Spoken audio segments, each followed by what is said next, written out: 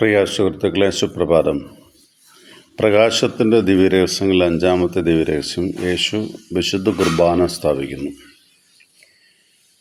സുവിശേഷകന്മാരിൽ ലൂക്കാ സുവിശേഷം 22 അധ്യായം 14 മുതലുള്ള വാക്യങ്ങൾ, മർക്കോസിൻ്റെ സുവിശേഷം 14 അധ്യായം 26 മുതലുള്ള വാക്യങ്ങൾ, 1 കൊരിന്ത്യർ 11 അധ്യായം 23 മുതൽ 25 വരെയുള്ള വാക്യങ്ങൾ വായിച്ചാൽ ഇതിൻ്റെ രത്നച്ചുരുക്കം നമുക്ക് എന്ത് എന്ന് മനസ്സിലാക്കാൻ സാധിക്കും.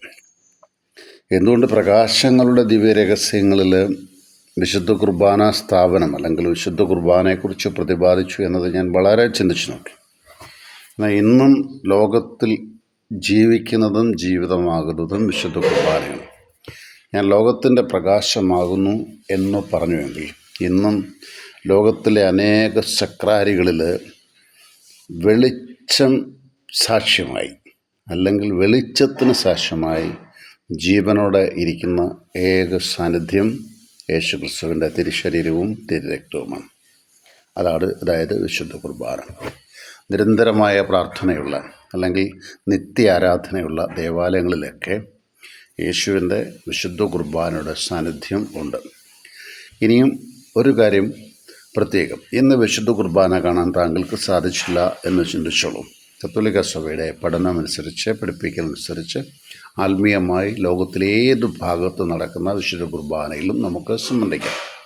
ആത്മീയ വിശുദ്ധ കുർബാന സ്വീകരണവും നടത്താം. അതിൻ്റെ മറ്റൊരു കാര്യം, ഇന്ന് ലോകത്തിൽ 24 മണിക്കൂറും അർപ്പിക്കപ്പെടുന്ന ഒരു കാര്യം വിശുദ്ധ കുർബാനയാണ്. കാരണം സൂര്യൻ്റെ ഒഴുക്കനുസരിച്ചും അല്ലെങ്കിൽ ഭൂമിയുടെ ചലനമനുസരിച്ചും നിരന്തരമായി 24 മണിക്കൂറും ലോകത്തിലെ വിശുദ്ധ കുർബാന അർപ്പണം നടക്കുന്നുണ്ട്.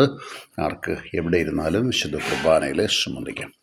പ്രകാശത്തിൻ്റെ ദിവ്യരഹസ്യങ്ങളിലെ വിശുദ്ധ കുർബാന സ്ഥാപനം യേശു പ്രാർത്ഥിക്കുന്ന പെസഹ ദിനത്തിലാണ്. ശിഷ്യന്മാരെല്ലാവരും ഉണ്ട് എന്നതൊരു പ്രത്യേകത മനസ്സിലാക്കണം. ശിഷ്യന്മാരെല്ലാവരും ഉണ്ട് എന്ന് പറയുമ്പം 12 ശിഷ്യന്മാരുണ്ട്. 12 ശിഷ്യന്മാരിൽ യൂദാസ്, ഒറ്റിക്കൊടുക്കപ്പെടുന്ന യൂദാസ്, അദ്ദേഹത്തിന് വിശുദ്ധ കുർബാന കർത്താവ് കൊടുക്കുന്നുണ്ട്. ആ ശിഷ്യന് എന്ന് വെച്ചാൽ കർത്താവ് പന്തിഭോജനത്തിൽ അല്ലെങ്കിൽ വിശുദ്ധ കുർബാന കൊടുക്കുന്ന ആ ഒരു അൾത്താരയിൽ, ആ ബലിപീഠത്തിൽ ആരെയും മാറ്റി നിർത്തുന്നില്ല. അതാണ് ക്രിസ്തു സ്നേഹത്തിൻ്റെ പ്രത്യേകത. തന്നെ ഒറ്റുകൊടുക്കുന്നവന് വേണ്ടി പോലും തൻ്റെ ശരീരം കൊടുക്കാൻ സന്നദ്ധമാകുന്ന ക്രിസ്തു കേന്ദ്രീകൃത സ്നേഹത്തിൻ്റെ നിദർശനമാണ് അവിടെ കാണുക. ആരെയും കളയുന്നില്ല. പിന്നെ എന്നെ ഒറ്റുകൊടുക്കൊണ്ട് ഇവന് ഭക്ഷണം കൊടുക്കണ്ട എന്ന് പറഞ്ഞിട്ടില്ല. അപ്പോൾ ചേർത്ത് എടുക്കുകയാണ്. പ്രിയപ്പെട്ട സുഹൃത്തുക്കളെ, ഇതെൻ്റെ ശരീരമാകുന്നു, ഇതെൻ്റെ രക്തമാകുന്നു. ആർക്കും മനസ്സിലാവാത്തൊരു സംഭവമാണ്. വിശ്വാസത്തിൻ്റെ ചില കണ്ണ് വേണം. കാരണം വീഞ്ഞെടുത്തിട്ട് ഇതെൻ്റെ രക്തമാകുന്നു എന്ന് പറയുമ്പോൾ അവിടെ 2 കാര്യങ്ങളാണ് നമ്മൾ മനസ്സിലാക്കേണ്ടത്.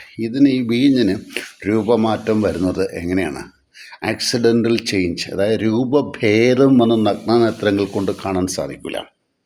എന്നാൽ അത് വിശുദ്ധ കുർബാനയായിത്തീരുന്നു, അത് യേശുവിൻ്റെ രക്തമായിത്തീരുന്നു എന്ന് നമ്മൾ വിശ്വസിക്കുന്നു. അതാണ് ഇതെൻ്റെ ശരീരമാകുന്നു, ഇതെൻ്റെ രക്തമാകുന്നു എന്ന് പറഞ്ഞത്. ഓസ്തിയെടുത്ത് ഇതെൻ്റെ ശരീരമാകുന്നു, അപ്പമെടുത്ത് കൃതജ്ഞതാ സ്തോത്രം ചെയ്ത്. അതാണ് ഇന്ന് ഏത് സമയത്തും ആർക്കെന്തും കഴിക്കാം. അപ്പോൾ കഴിക്കുമ്പോൾ നമ്മൾ ഒരു കാര്യം ഓർക്കണം, കൃതജ്ഞതാ സ്തോത്രം ദൈവത്തിന്, പിന്നെ ഇതുണ്ടാക്കിയവന്, ഇത് വഹിച്ചുകൊണ്ട് വന്നവന്, ഇത് പൊടിച്ചെടുത്തവന്, ഇത് പൊടിക്കാൻ പോയ മാർഗമത്തി വന്ന വാഹനങ്ങൾക്ക്, അങ്ങനെ ഒരുപാട് പേർക്ക് നന്ദി പറഞ്ഞ് മാത്രം ഭക്ഷിക്കാൻ കടപ്പെട്ടവരാണ് നമ്മളെന്നുള്ളത് ഓർക്കുക.